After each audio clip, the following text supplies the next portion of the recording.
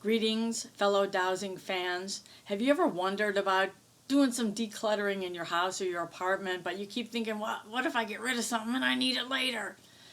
I think we've all had that feeling, right?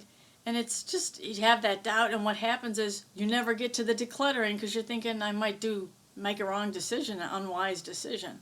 Well, as a dowser, you can douse for this.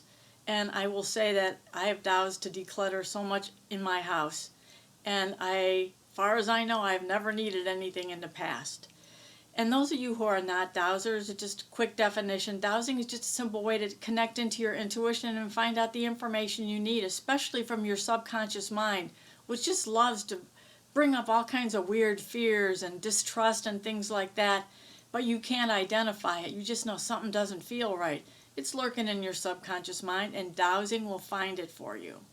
I've written a great book for dowsers of all levels. It's a bestseller on Amazon, Fearless Accurate Dowsing, 2nd edition. Got a lot of good reviews as well. So if you want to check that out, please do. There's links below in the description. So I'll show you how I douse to declutter. Wow, what a gift it is in so many parts of my life. So I just got some scarves together here that have been accumulating in my closet. And just check it out. The first one is peace sign scarf, very colorful, worn it a bunch of times. I have permission to find out if this scarf that I'm looking at right now, touching right now, should be kept or discarded. This scarf will provide much more use, years of wearing, therefore get rid of it, keep it. Okay. This is my yes answer, this is my no answer. There's so many different ways to douse, and you can use a pendulum, whatever. Everyone's got their own way that works best for them. So if you've been trying to douse and it hasn't worked out, maybe try a different way and see if that clicks. That's what happened to me. I tried a bunch of different ways, nothing was working, and then a doctor showed me this one. Boom, it just worked great. So let's go to the next scarf. Sort of a southwestern pattern scarf there. I have permission to find out if this scarf that I'm touching and looking at now would be beneficial to keep or discard. The scarf will be beneficial to keep. I'm just going to get like a few more times use out of it, many more times.